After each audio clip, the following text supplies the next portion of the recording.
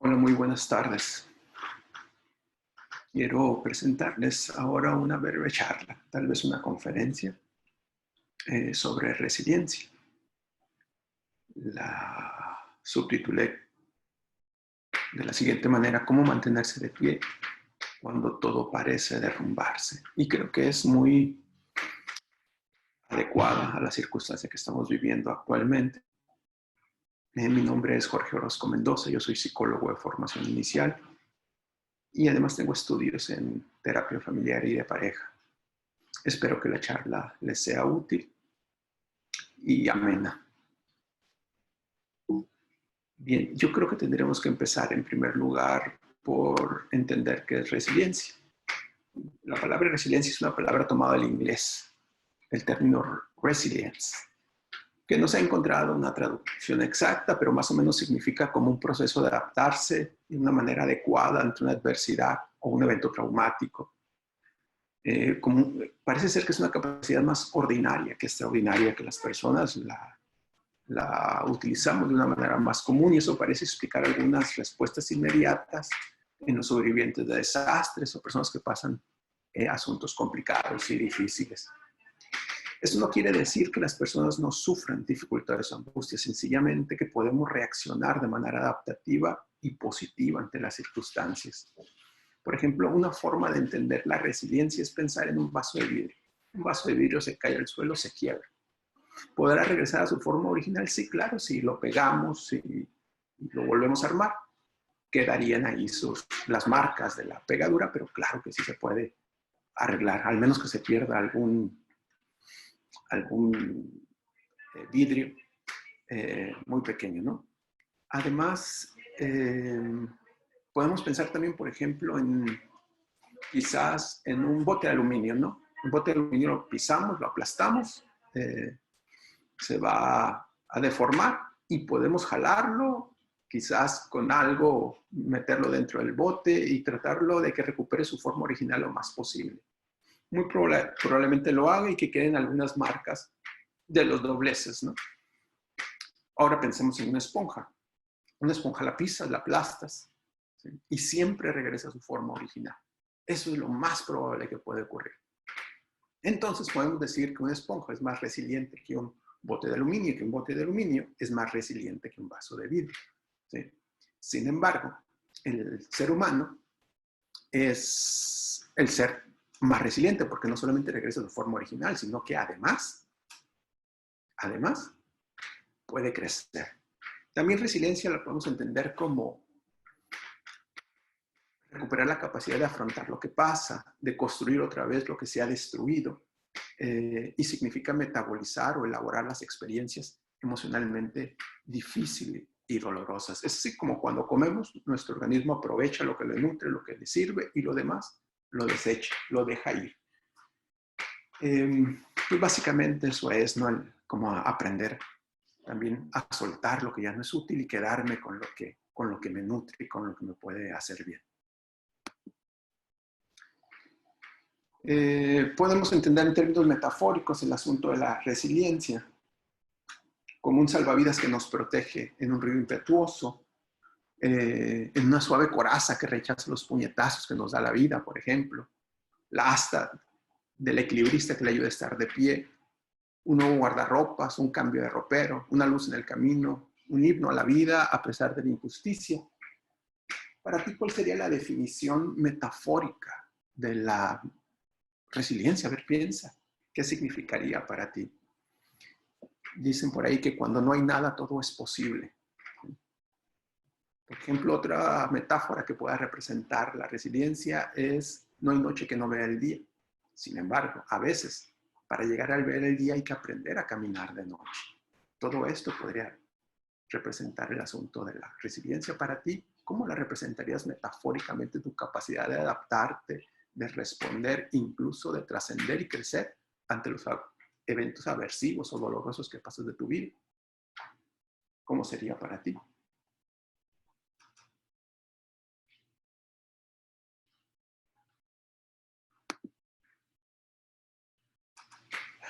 La resiliencia no es una capacidad innata, sino se desarrolla a través de la experiencia. Aldous Huxley decía, la experiencia no es aquello que nos acontece, sino lo que nosotros hacemos con lo que nos acontece.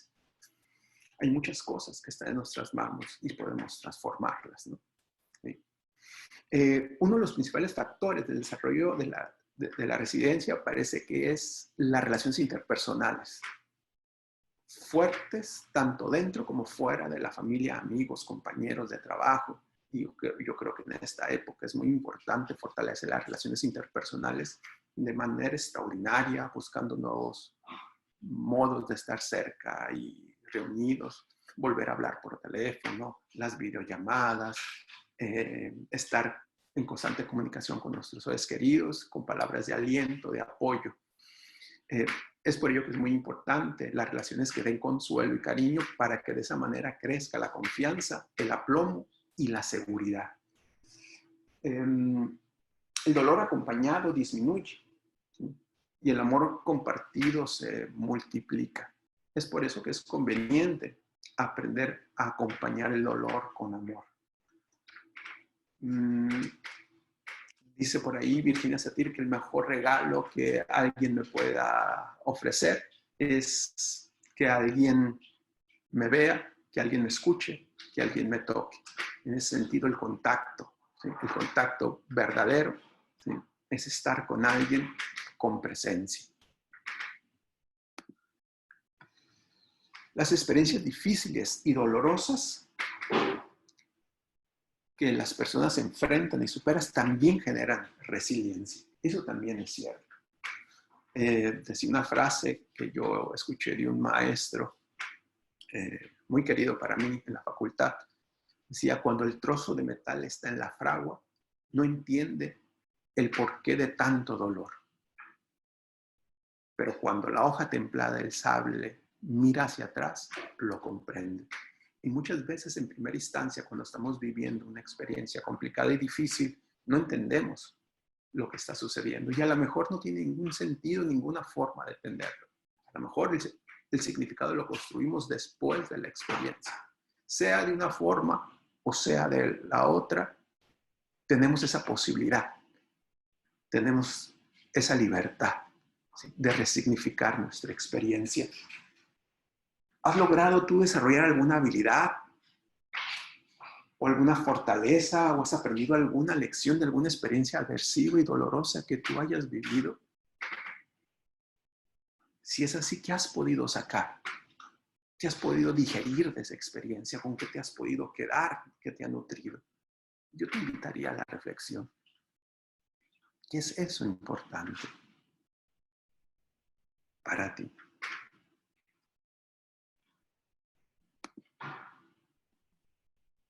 ¿Cómo se desarrolla la resiliencia? Con la convicción de aceptar y manejar las propias emociones y poder influir sobre los acontecimientos de nuestra vida. Nosotros somos mucho más de lo que sentimos, mucho más de lo que sentimos. Las emociones son como electricidad, las emociones pasan por nosotros. ¿Sí? Así como la electricidad pasa por el cable, pero el cable no es la electricidad. ¿Sí? Si nosotros aprendemos a aceptar nuestras emociones y a vivirlas, cada vez seremos más resilientes y más capaces de enfrentarnos. Las investigaciones demuestran, en el área de la terapia familiar, por ejemplo, que las familias que son capaces de vivir un número variado de emociones y experimentarlas y aceptarlas, son familias más resilientes. También en las relaciones de pareja y, como no, también en la parte individual, ¿no? Porque finalmente la vida es un mosaico de emociones distintas, ¿no? Que hay que aprender a vivir y hay que aprender a aceptar. Otra forma de desarrollar resiliencia es considerando el cambio como un proceso natural e inevitable. Y a veces puede ser gradual, otras veces es intempestivo, ¿no? Dicen que lo único constante en esta vida es el cambio, ¿no? Y parece que entre más permanecen las cosas, más tienden a cambiar. Entonces, finalmente, poder aceptar que la vida es un constante cambio, que hay cosas que están ahora y que no van a estar mañana, es fundamental en nuestra vida, y aprender a vivir con eso y aceptar las emociones que aquellos cambios conllevan. Y lo hemos hecho en el transcurso de nuestra vida, hemos vivido muchos cambios, ¿no? perdido algunas personas que amamos, hemos cambiado de la primaria a la secundaria, de la carrera a trabajar, de un trabajo a otro. De repente algunas parejas, relaciones de parejas no se han logrado. Finalmente somos resilientes porque tenemos en nuestra historia muchas historias de cambio. Otra forma de desarrollar resiliencia es involucrarse, comprometerse y siendo responsables con valores y propósitos realmente trascendentes. Es decir, con cosas que verdaderamente son importantes para mí y cosas que para mí son importantes lograr. Hacia dónde quiero ir y cómo quiero ir en esa dirección. Dicen por ahí que el capitán que no sabe a qué puerto llegar, cualquier muelle le puede parecer conveniente. Una forma de parafrasear esa frase podría ser que el capitán que sí sabe a qué puerto llegar, cualquier viento, por intempestuoso que sea, le puede parecer favorable.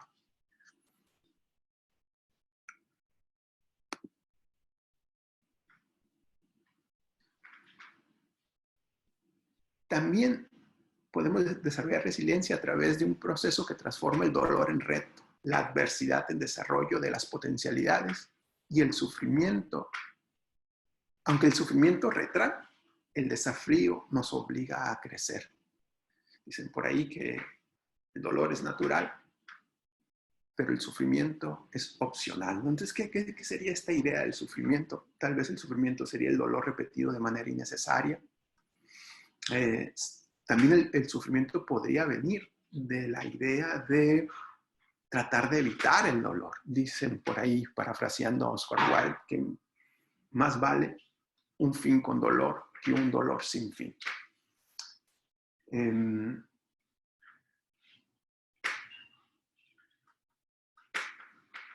Solo quien enfrenta el sufrimiento conoce el significado de la esperanza. Quien lo evita vivirá acechado por el temor. Es por eso que como el ave fénix muchas veces hemos resucitado de las cenizas, ¿no? Y así es nuestro proceso de cambio y nuestro proceso de evolución. También podemos desarrollar resiliencia a través de la confianza en nuestras propias habilidades y en la habilidad de otros, ¿no? A través de una empatía honesta, y a través del perdón.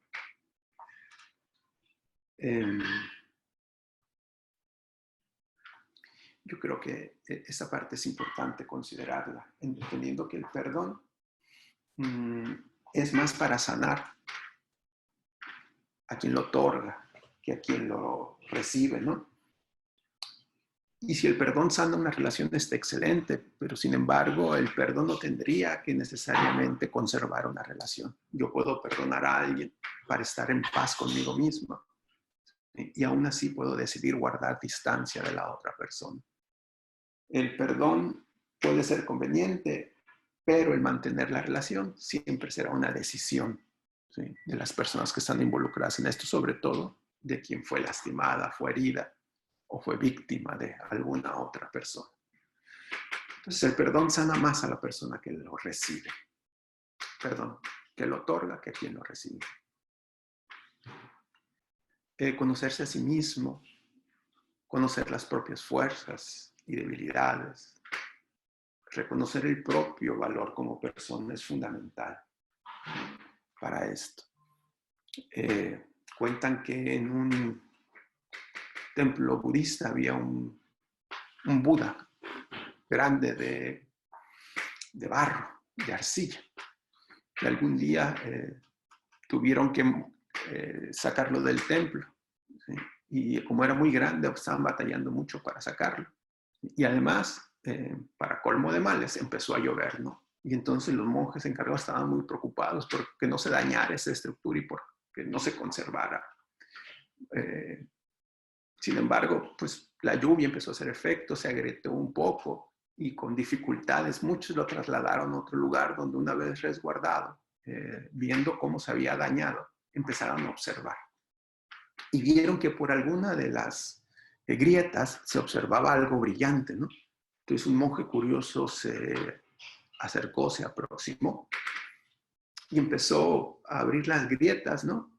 Y luego pidió un cincel y un marro y empezó a desmoronar la arcilla, hasta que se dio cuenta que detrás de la arcilla había un Buda de oro. ¿Sí? Un Buda de oro muy valioso. Los monjes supieron interpretar esto, que muchas veces dentro del barro de nuestra arcilla, en el fondo de cada uno de nosotros, hay un monje, hay un Buda de oro, una esencia de nosotros de oro. Decía también, por ejemplo, que Arturo observaba a Merlín practicar ciertos pases de magia, ¿sí? Con ciertas palabras y sortilegios, y lo observaba, Arturo unas piezas de plomo, ¿no? Después de ver a practicar con tanto ahínco a Merlín, le pregunta a Arturo, le dice, ¿qué estás haciendo? Ah, dice, estoy practicando la vieja alquimia para transformar el plomo en oro, le contesta Merlín. Arturo se puso muy contento y observó, ¿sí? Y estuvo horas y horas observando, y el mago cansado y el mago sudando. Y finalmente le dice, Merlín, ¿cuándo se va a transformar el plomo en oro? Merlín toma una pausa, se detiene y le dice, no, dice, esto no va a ocurrir nunca. Dice, bueno, entonces, ¿para qué lo haces? Dice, esta vieja alquimia para transformar el plomo en oro solamente la practican los grandes magos, los más experimentados, reconociendo que nunca el plomo se va a transformar en oro.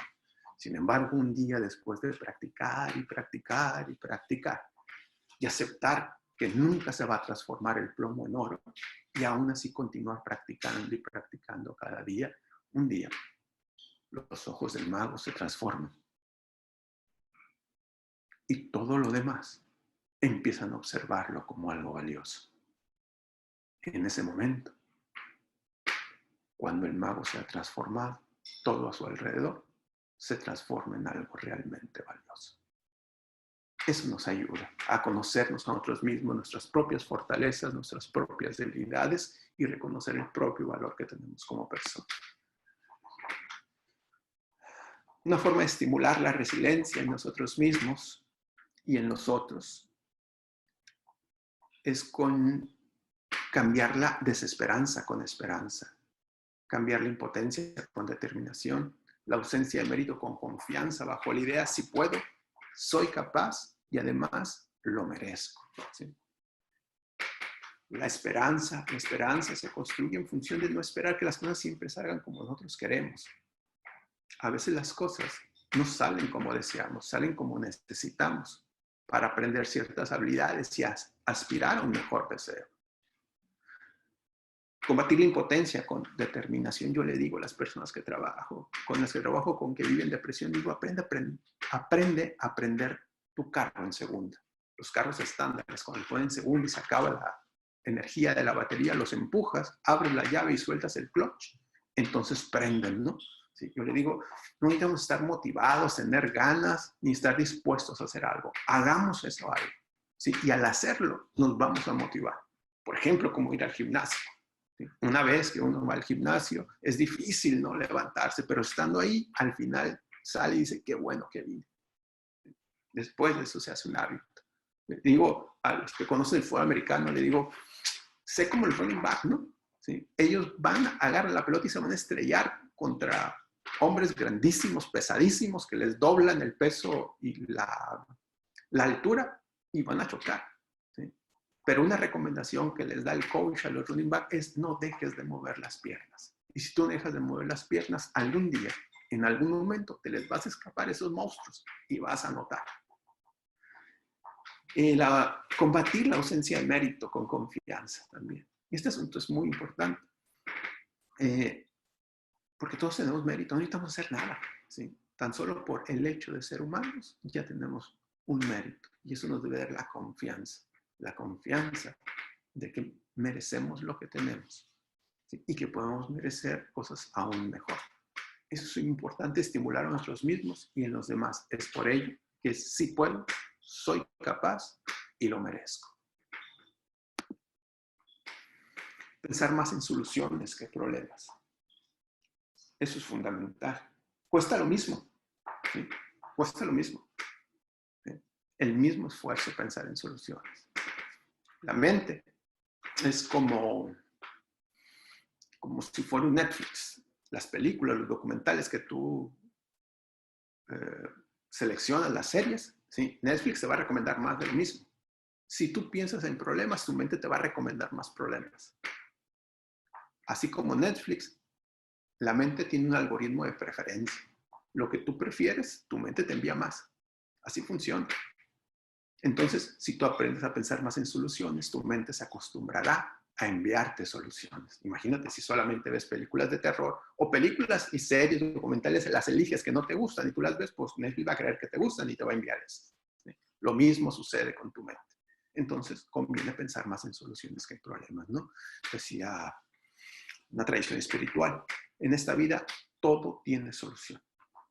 Absolutamente todo. Excepto la muerte. Y aún así, eso va a depender de la orientación espiritual con que vivas tu propia muerte. Dice un dicho sufi, si tienes solución, ¿para qué te preocupas? Si no tienes solución, ¿para qué te preocupas? Acéptalo.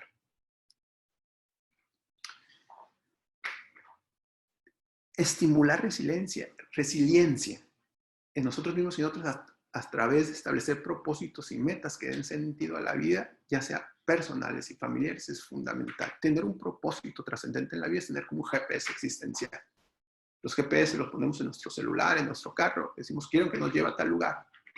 Y el GPS nos va a llevar a tal lugar. Y si nos desviamos, te estás desviando, da vuelta a la izquierda, da vuelta a la derecha, da vuelta a la rotonda, y va a decir todo esto hasta que nos lleve exactamente a donde queremos ir.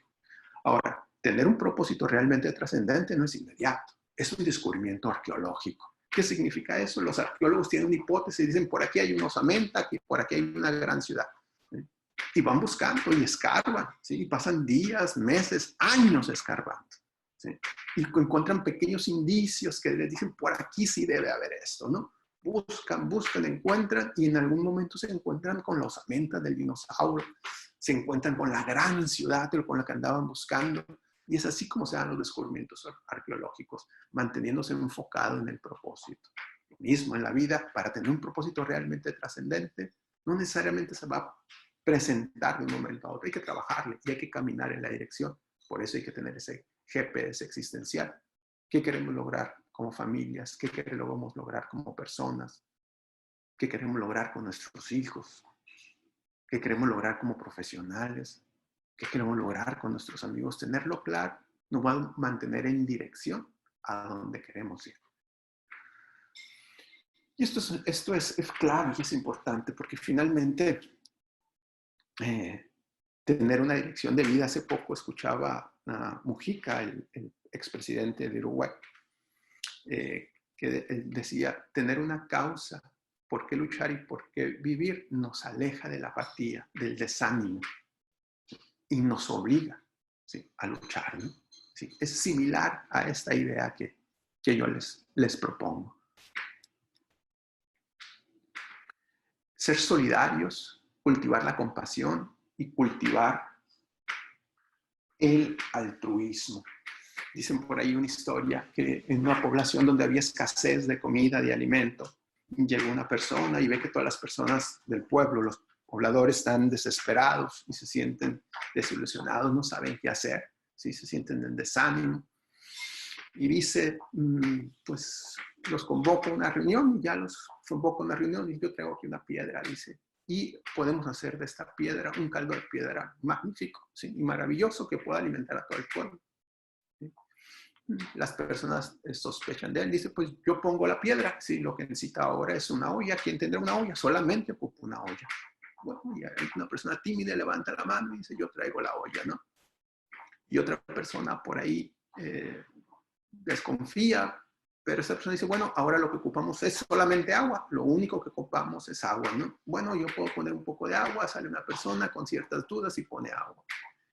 Bien, dice la persona, pues si alguien tuviera algunos condimentos, pues puede traerlos, es conveniente. Y bueno, ya otra persona se anima y trae condimentos, ¿no? Bueno, ya está suficiente con la piedra, el agua, la olla y los condimentos, es suficiente el caldo para alimentar, pero quedaría exquisito si alguien trajera un poco de verduras y bueno, 2, 3 personas llevan verduras, las parten, las ponen y ahí están. Pues ya se está cociendo el caldo, va a quedar buenísimo, va a poder alimentar a todos, pero si alguien pudiera traer carne, pollo, algo para hacer, bueno, y algunas personas se animaron, y van y ponen la carne. Ya, la piedra, el agua, la olla, los saborizantes, el pollo, las verduras, está quedando buenísimo, ¿no? Pero ahora pues sería bueno traer un cucharón, platos y cucharas para poderle repartir a todos y la gente se va organizando cada vez con más entusiasmo, pues el caldo va oliendo riquísimo. Entonces ya van trayendo sus propias cosas, ¿no? Se hace el caldo, ¿sí? Se reparte a cada persona, alcanza perfectamente. Por ahí algunos espontáneamente, sin que ya les dijera nada, fueron trayendo pan, tortillas, algunos incluso se alcanzó para el postre, fíjense, ¿para qué les cuento, no?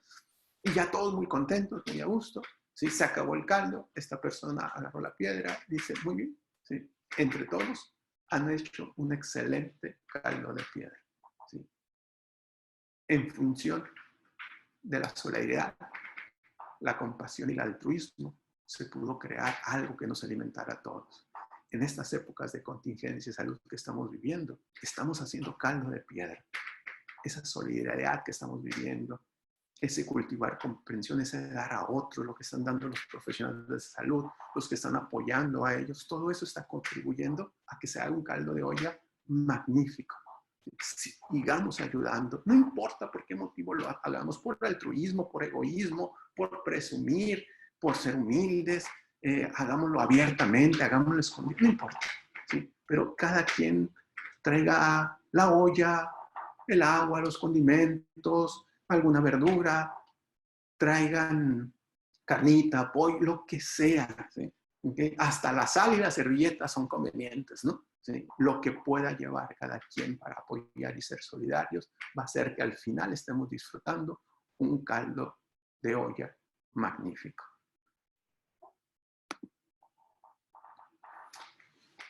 La esperanza no es creer que todo va a salir bien siempre, sino confiar en que, aunque así no fuera, podrá superarlo, podrá resolverlo y en el peor de los casos, aceptarlo. Te agradezco mucho que te hayas dado el tiempo para escuchar esta breve charla, que espero que pueda contribuir un poco a generar resiliencia y generar esperanza, pero sobre todo cooperar con solidaridad, altruismo y compasión, ayudarnos unos a otros para crear un caldo de piedra magnífico, que al final de esto podamos disfrutar. Nos sintamos orgullosos de lo que hicimos. Muchas gracias. Para terminar, con una frase de Ernest Hemingway, dice Ernest Hemingway, el ser humano no está hecho para la derrota. Una persona puede ser destruida, pero no derrotada. Te invito a que me sigas en las redes sociales, YouTube, Instagram, Facebook, a nombre de sic.Jorge Orozco M. Estoy infinitamente agradecido con tu atención. Espero que te guste y que te sea útil. El cambio no solo es posible, es inevitable. Y permíteme concluir esta charla leyéndote un cuento.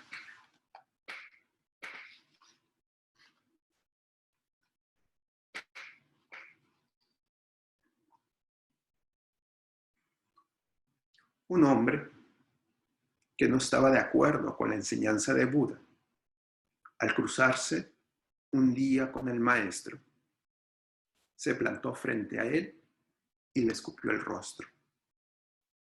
Luego, cada uno siguió su camino. Pero unos días después, el Buda volvió a cruzarse con el que así se había comportado. Buda le miró sosegadamente y le sonrió con afecto. El hombre, muy extrañado, dijo: pero, ¿Cómo es posible que estés tan tranquilo e incluso me sonrías amistosamente después de lo que pasó hace unos días? Es muy simple, amigo mío, dijo Buda sin inmutarse. Ni tú eres ya el que me escupió, ni yo el que lo recibió. Ve en paz. El cambio no solo es posible, es inevitable.